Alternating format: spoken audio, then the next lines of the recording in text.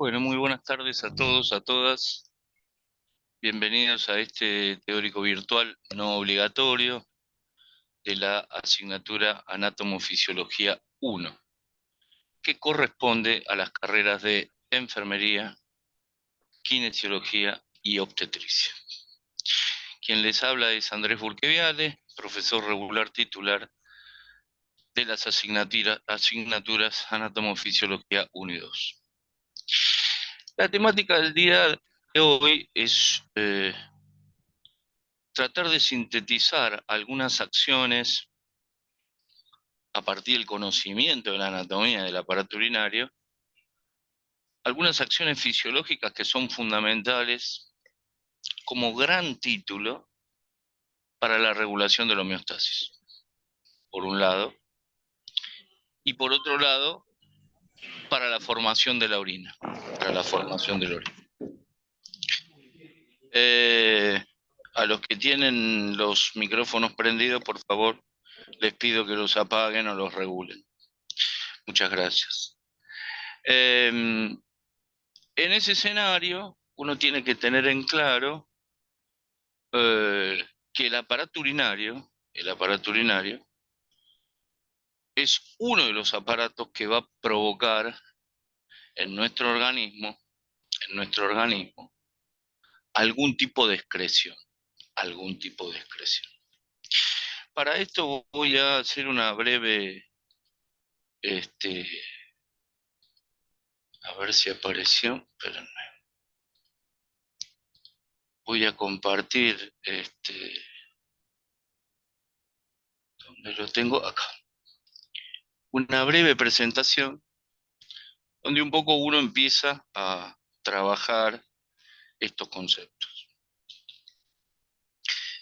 El medio interno va a tener como capacidad, junto al corazón, a los pulmones y a la regulación central del cerebro, junto al aparato urinario, como yo decía, de regular la homeostasis. Y a partir de la formación de la orina, generar la ultrafiltración de todo el plasma sanguíneo a partir de un aparato que ahora lo vamos a ver, que tiene esa funcionalidad. No solamente la filtración glomerular, sino también la reabsorción de sustancias, la secreción de esas sustancias otra vez al torrente sanguíneo y la excreción definitiva en forma de orina. Si uno puede entender este proceso, entiende los fenómenos que le suceden a uno diariamente en 24 horas. El volumen que uno elimina aproximadamente de orina, adulto 30 años, 70 kilos, no importa su sexo, va a fluctuar entre 1.500 a 1.800 mililitros día, 1.500 a 1.800 mililitros día, lo que me da, haciendo una breve cuenta de esta cuestión, si son 1.800 mililitros dividido 24, me da un ritmo diurético de 75 mililitros día. 75 mililitros hora, 75 mililitros hora. Eso es lo mínimo que uno va generando en este escenario de 24 horas. Cuando cursen la materia patología, entenderán qué sucede cuando uno no, entre comillas, tiene este ritmo diurético de 75 mililitros hora.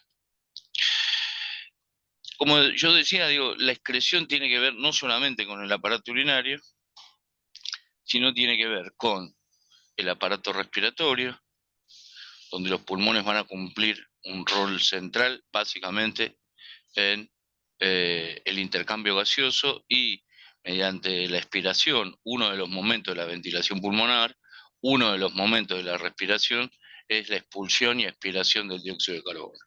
Un tipo de excreción. El otro va a ser el hígado. Cuando veamos aparato digestivo, vamos a entrar en profundidad y entender básicamente que este hígado, mediante la producción de bilis y mediante la función fisiológica que va a cumplir, va a eliminar productos tóxicos al intestino. ¿Para qué? Básicamente para que formen en el recorrido final de todo el intestino delgado y grueso parte de las materia fecal y de las heces.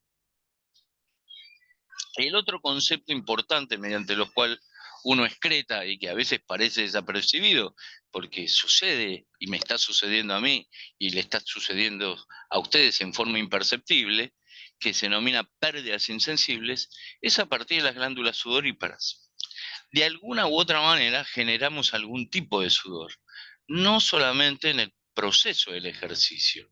Uno a veces tiene esta idea de que solamente suda cuando genera un ejercicio continuado por más de 30 minutos. Ese es un escenario quizás de sudoración extrema. Pero naturalmente nuestro organismo, con el deambular, con la actividad física normal que realicemos, ya sea en la actividad académica, en este momento estamos sentados frente al ordenador, frente a la computadora, estamos escribiendo, ya sea en la actividad laboral, ¿sí? Generamos algún tipo de mililitros de sudoración. Bueno, esa es otra manera de excretar, ¿sí? Esa es otra manera de excretar básicamente a partir de las glándulas sudoríparas, a partir de las glándulas sudoríparas. Eso por un lado, y por el otro lado, esta mantención de esta sudoración imperceptible como pérdida insensible de agua regula también la temperatura. Y por último, como decía, los riñones. Estos riñones van a hacer una filtración ordenada, una filtración eh, selectiva, ordenada, selectiva, de compuestos tóxicos que tiene la sangre, y también va a ser importante la regulación iónica. La filmina dice la regulación de las sales, básicamente la regulación iónica. Los iones que van a intervenir van a ser aquellos que tienen un ordenamiento y una composición tanto del intra como del extracelular a predominio del sodio, el cloro y el potasio. ¿Cuáles son esos productos de desecho? Que incluso usted los puede medir,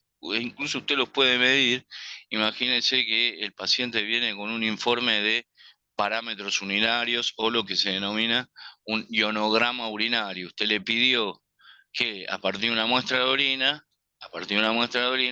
le midan la urea, la creatinina, el sodio, el potasio y el cloro. ¿Sí? El sodio, el potasio y el cloro. Y también, digamos, qué capacidad de filtración ha tenido.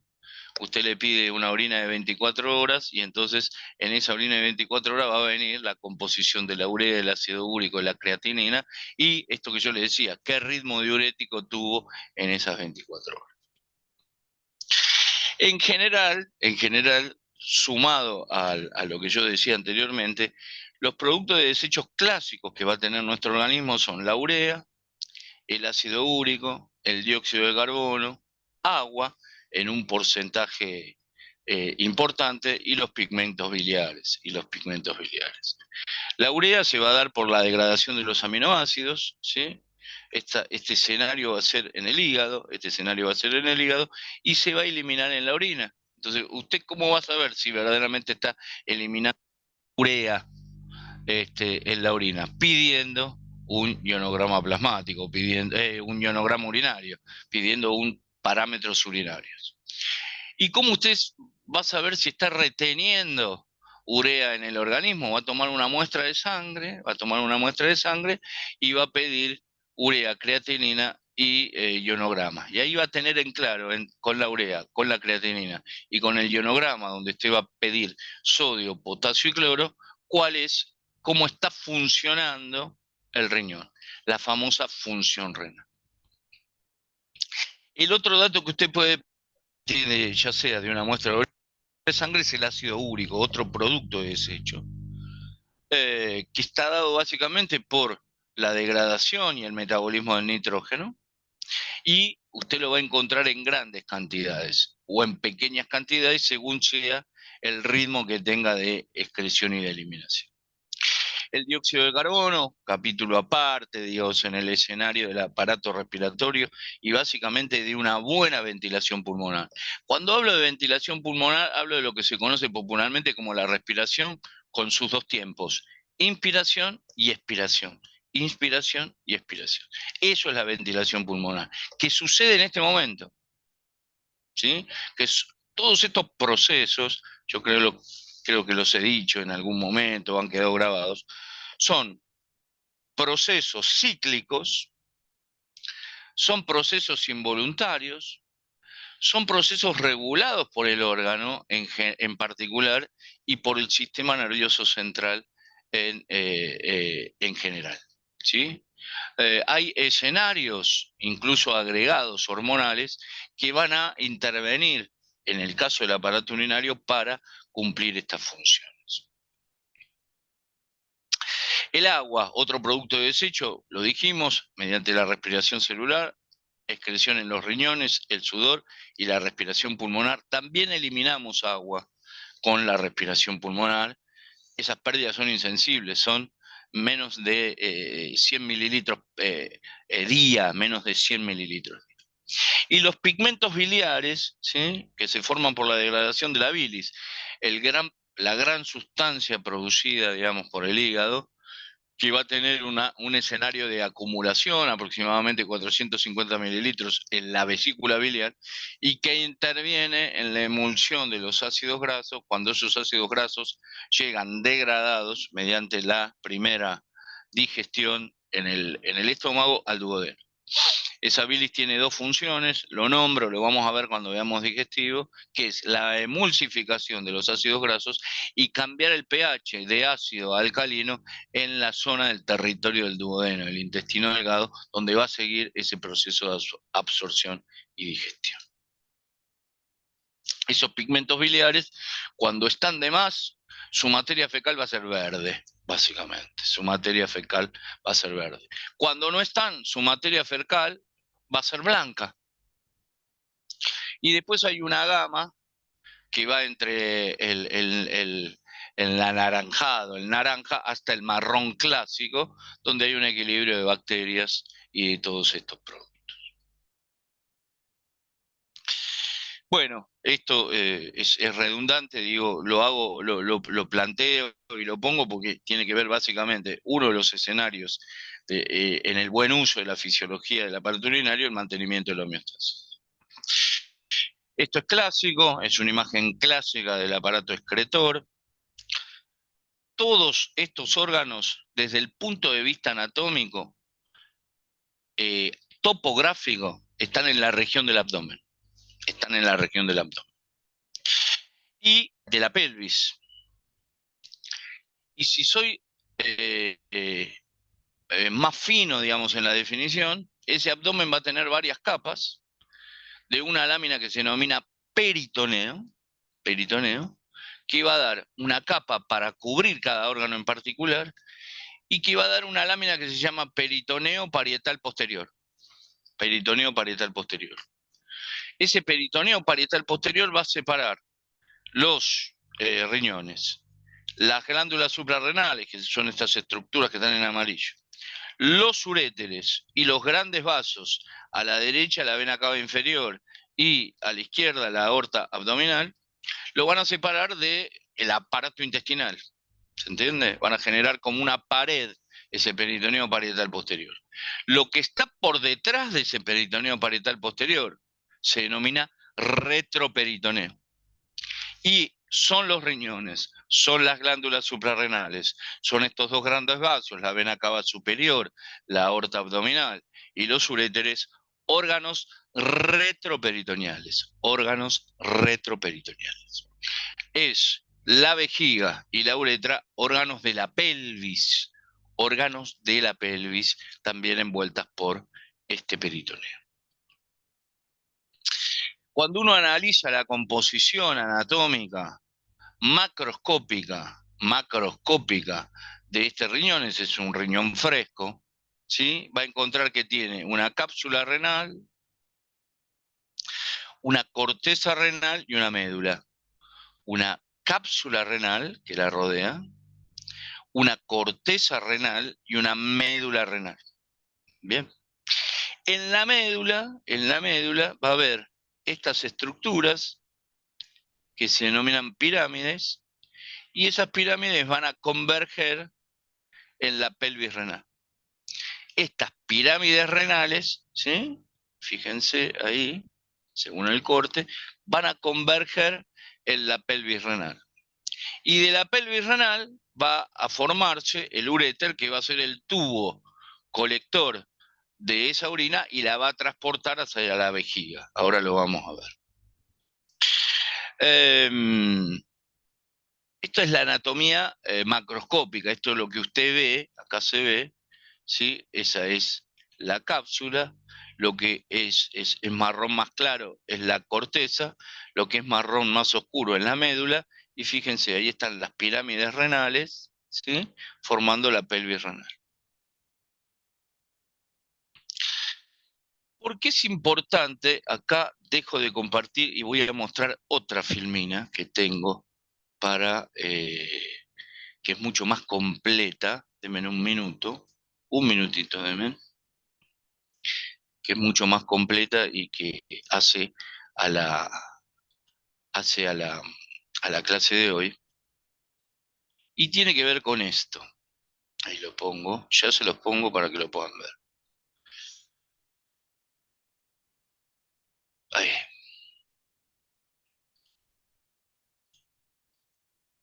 Ahí voy a compartir.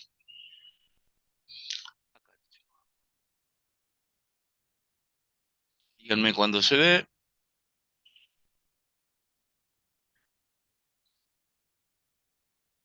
Ahí se ve, profe. Perfecto, muy bien. Funciones principales de los riñones. Encontré este cuadro que me pareció más interesante que el de la presentación global. Eliminación de los productos por la orina, sistema de filtrado de productos y toxinas a la sangre. Esa sería una de las funciones principales del riñón. Desechos metabólicos, sustancias extrañas, químicas y fármacos, ¿sí? Hay un porcentaje de los fármacos que los vamos a absorber según la función que cumplan, y hay otro porcentaje que lo vamos a eliminar. La segunda función importante, ¿sí? Lo agrando, es la regulación del agua, del equilibrio de los iones inorgánicos, de la osmolaridad y del equilibrio ácido-base.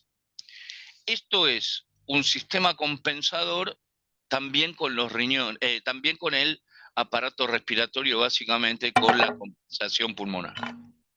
¿Y qué es lo que hace esta regulación del agua por parte de los riñones?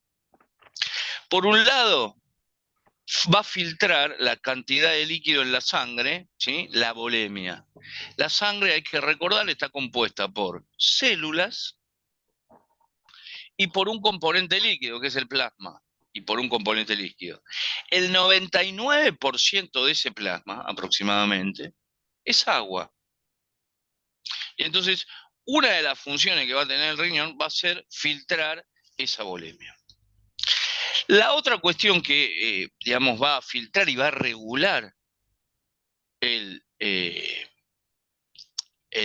riñón va a ser lo que se llama el balance hidroelectrolítico. La cantidad de iones en concentración normal, tanto en el intracelular como en el extracelular, que necesito de potasio, de sodio, de calcio, de cloro y de fosfato. Esos son los grandes componentes iónicos que va a tener, digamos, nuestro medio interno, ¿sí? Nuestro balance hidroelectrolítico. ¿Qué otra función en esta segunda función, la regulación del agua, es regular el pH? ¿Qué significa esto? Significa que a partir de una cantidad variable de iones hidrógeno, voy a ver y compensar estos iones hidrógenos con la cantidad de bicarbonato que tengo.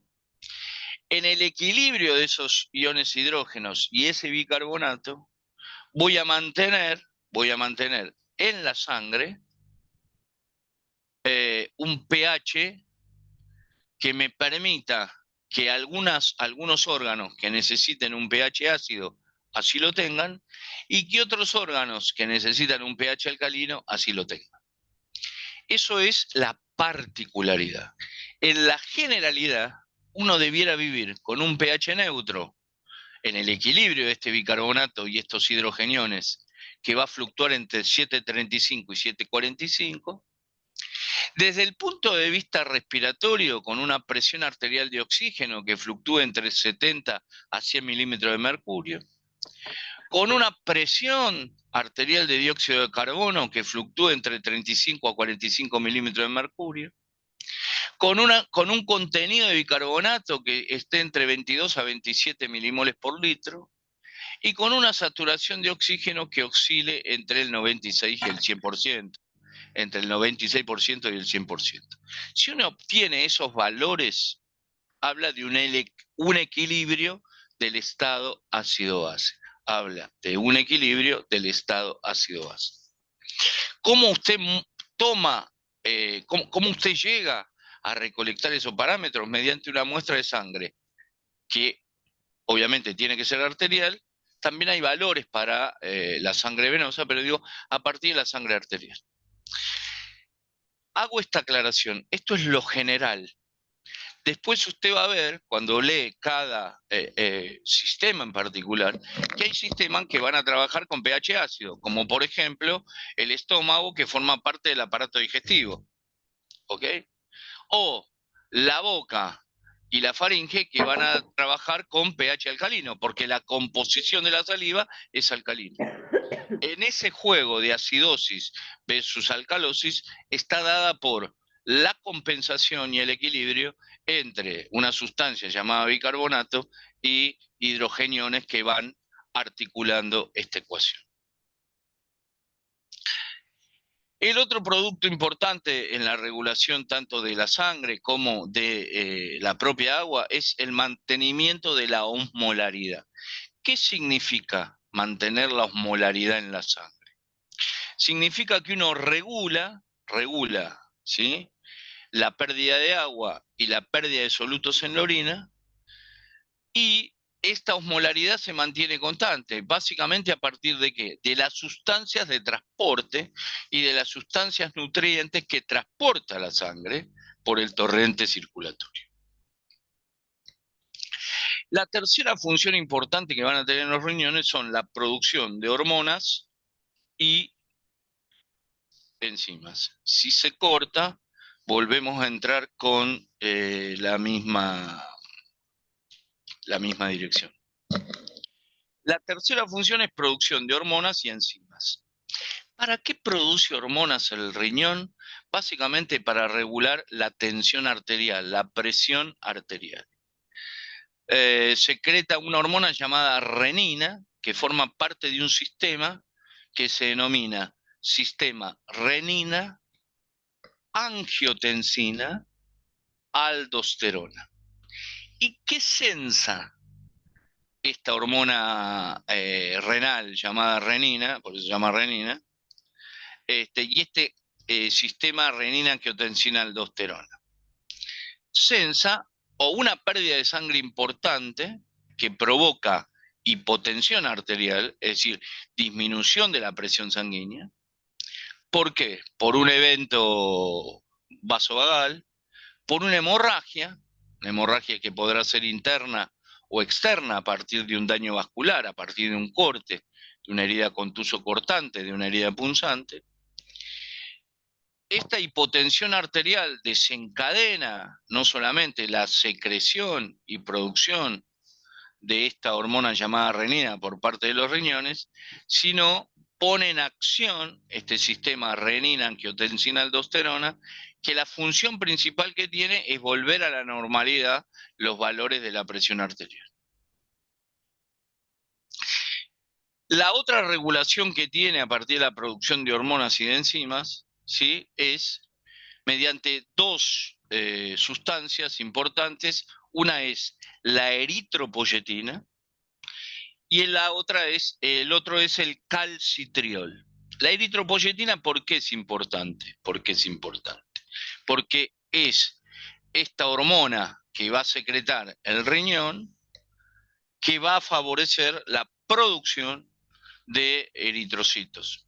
Recordar que la vida media de un eritrocito de glóbulo rojo es 120 días. Entonces, en forma permanente, yo estoy manteniendo desde el punto de vista fisiológico esa producción de glóbulos rojos. En pacientes con insuficiencia renal aguda versus crónica, se deteriora esta producción no solamente de renina, sino también de eritropoyetina y de calcitriol, y uno tiene que pensar el escenario de la provisión de estas hormonas en forma sintética, en forma de medicamentos. Y el otro, como decía, es el calcitriol. ¿Y para qué sirve el calcitriol? El calcitriol es la forma activa de la vitamina D, ¿sí? Que básicamente, ¿dónde participa esa vitamina D? Les pido que, si pueden, apagar los micrófonos porque queda grabado. Muchas gracias.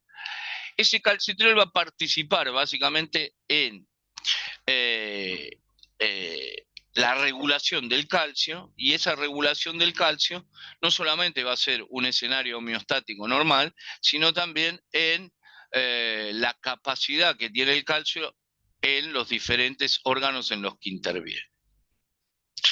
Y por último, la cuarta función importante que tiene el riñón, desde el punto de vista fisiológico, es la gluconeogénesis. La gluconeogénesis. ¿Y qué es la gluconeogénesis? La gluconeogénesis es importante porque es lo que me va a permitir a nivel global de todo mi organismo mantener valores de glucemia normal, entre 70 a 110 miligramos por ciento, de 70 a 110 miligramos por ciento. ¿Qué hacen los riñones para mantener esta glucemia? ¿Qué hacen los riñones para mantener esta glucemia? Utilizan un aminoácido llamado glutamina,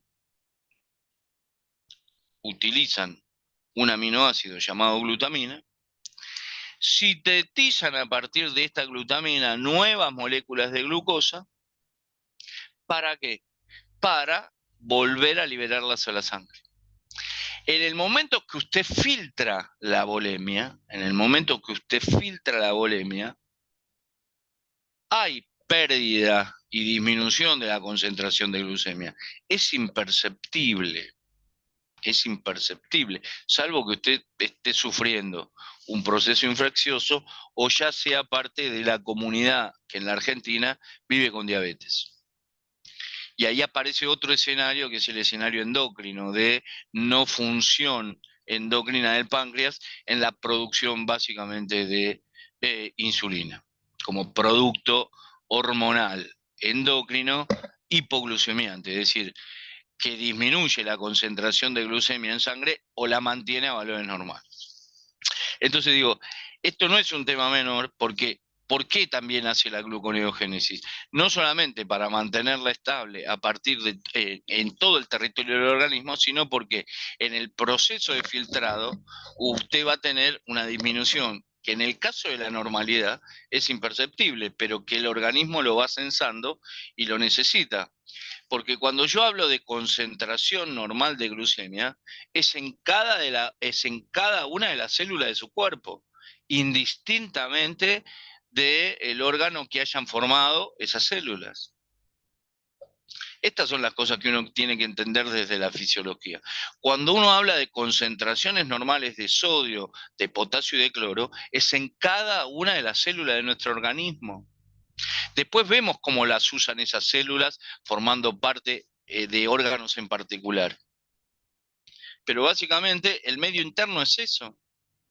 Es que todo el organismo está en equilibrio hidroelectrolítico, por ejemplo, o en neutralidad, cuando mido mi estado ácido-base, o en condiciones normales de temperatura o de concentración normal de glucemia, o en escenarios de excreción óptima de orina entre 1800 a 2000 mililitros en 24 horas. De eso estoy hablando. ¿Se entiende? Digo, entonces, a veces uno se circunscribe a la descripción fisiológica del órgano, pero tiene que entender que es para toda la economía, que es para todo el organismo. Cuando eso no sucede, cada órgano va a ir respondiendo según la condición patológica que pudiera tener, o al revés, si el órgano se altera por una condición patológica, traumática o tumoral, va a dar aviso a todo el organismo que esto está sucediendo.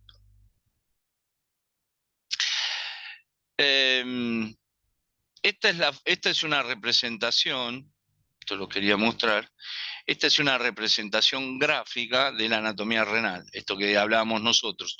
Todo esto es la cápsula, la corteza y la médula, ¿sí? Con cada una de las pirámides, y esas pirámides van a converger en la pelvis renal, y de esa pelvis renal va a salir el uréter. Y acá es importante un tema eh, que, digamos, hace a la función del riñón, que es la vascularización, que es la irrigación que tiene el riñón. Y entonces describe el diagrama la arteria renal y la vena renal. Es en el intercambio de esta sangre que ingresa por la arteria renal y que va a salir por la vena renal, donde se va a dar básicamente la formación de la orina a partir de 4 momentos, que son la filtración, la reabsorción, la secreción y la excreción urinaria. ¿Sí? Si esto funciona bien, va a producirse la orina. Si esto funciona mal, imagínense, a partir de la quinta década de la vida, 50 años, hombre o mujer, hipertensión arterial, que va a impactar de lleno en todos los organismos, en todos los órganos de nuestro organismo y